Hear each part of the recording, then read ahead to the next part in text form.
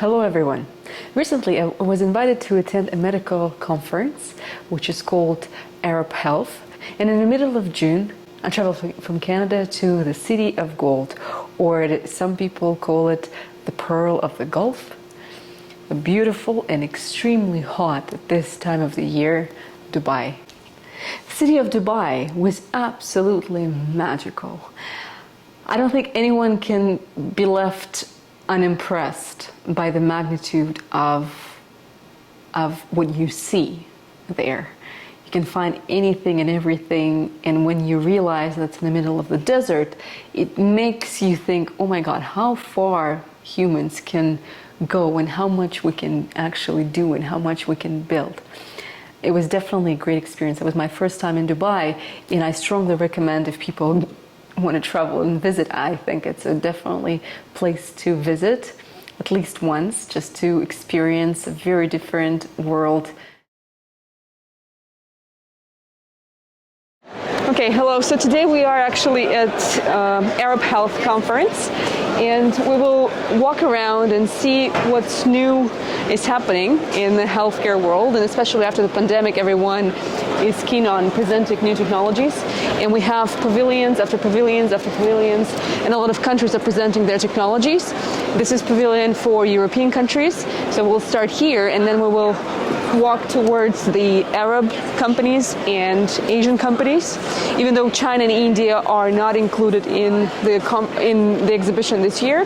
But I think everyone else is here, and let's take a look around. Arab Health Conference in Dubai attracted medical professionals from different parts of the world, and there were hundreds of companies representing dozens of countries and their productions. Some companies at the Expo were quite well-known manufacturers of medical products, and some were new, and they were representing the emerging technologies and developments in the industry. I'd like to share with you a few trends in the healthcare and medical device industry that I noticed at the conference. The first obvious trend was the trend of investing in new technologies in physiotherapy and rehabilitation. I met about 20 companies that innovate physiotherapy equipment and methods. They also innovate the exercise therapy, and they work towards improving efficiency of exercise therapy and physiotherapy.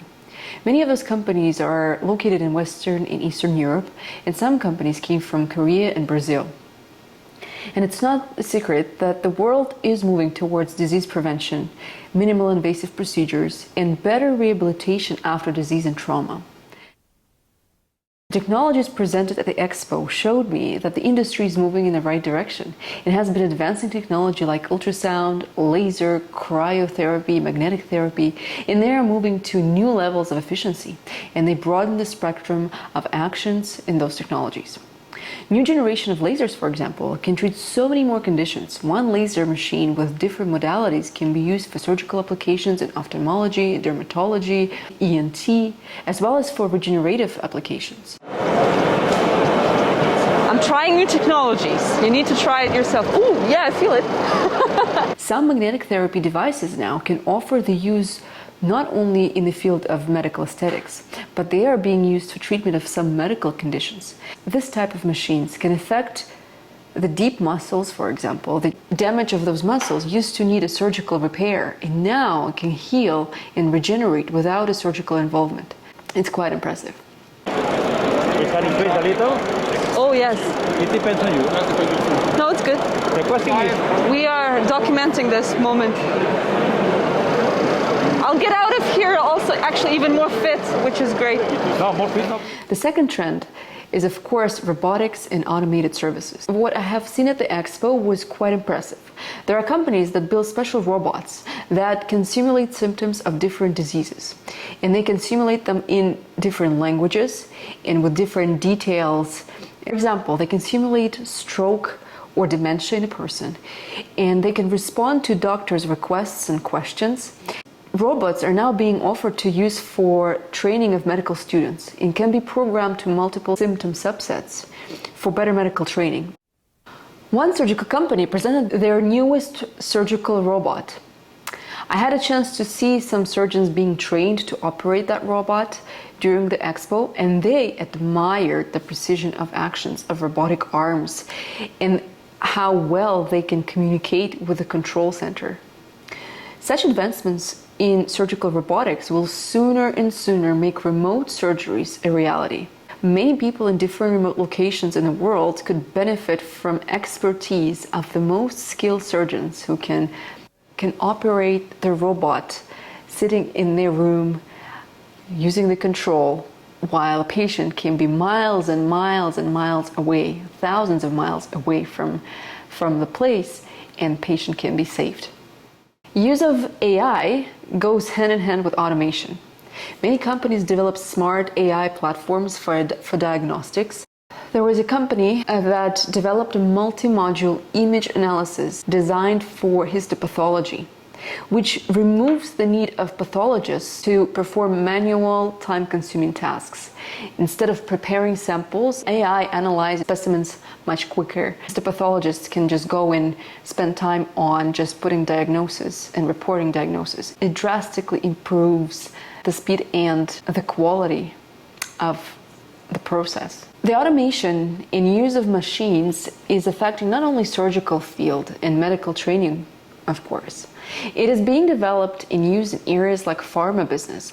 More companies are involved in building secured, automated, decentralized pharmacy dispensing systems, or they are being called ADPDS systems.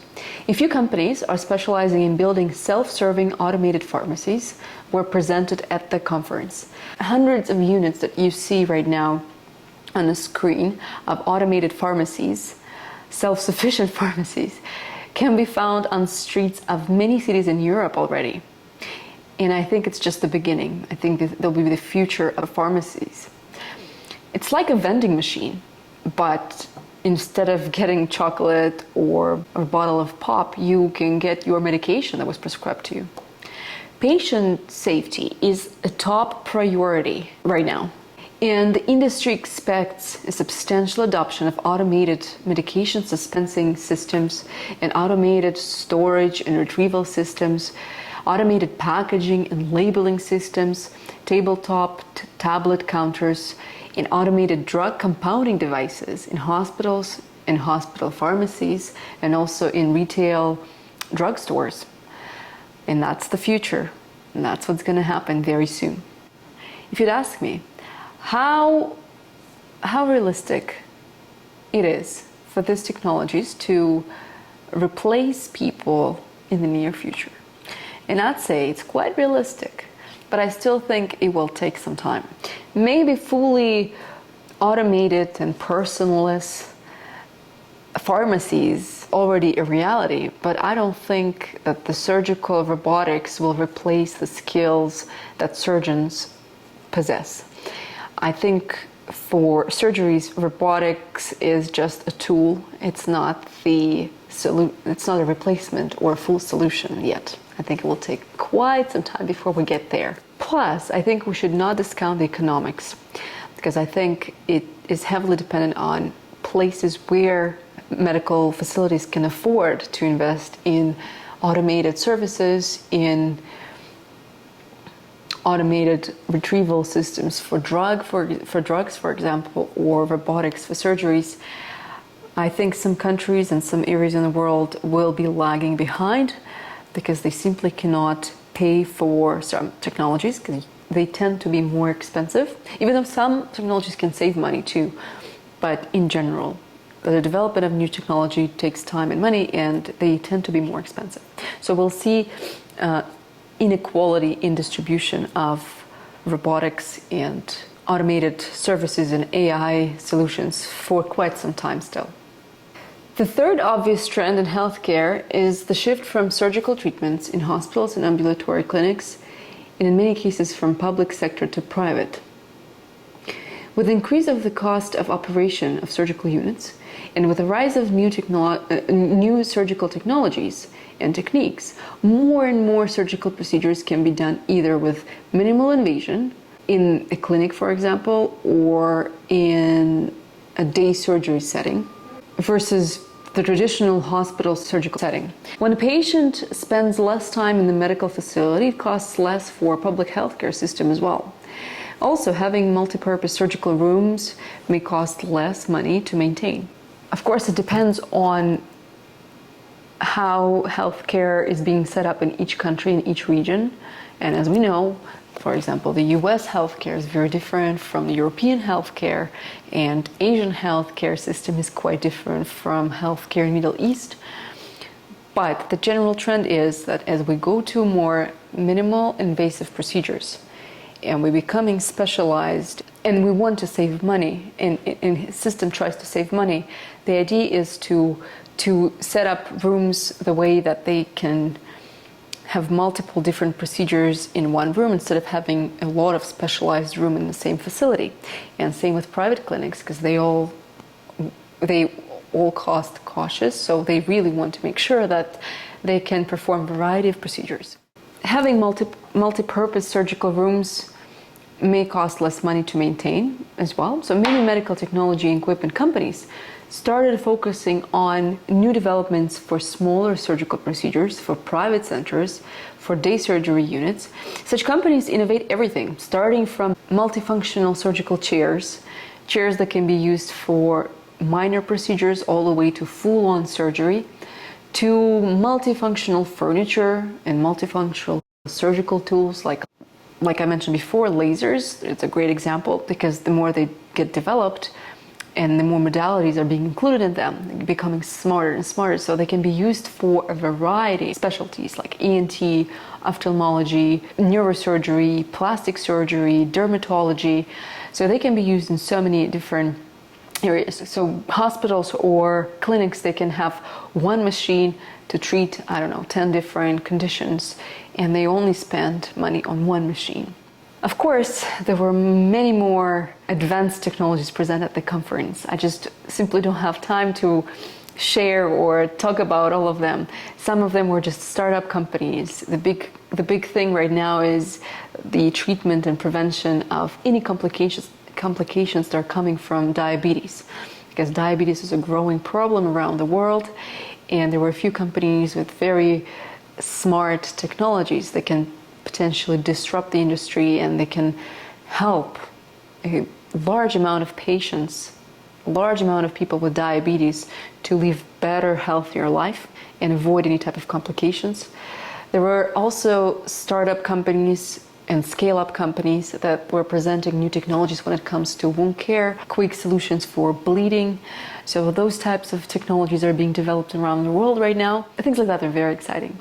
I would like to say thank you to people who invited me to this conference.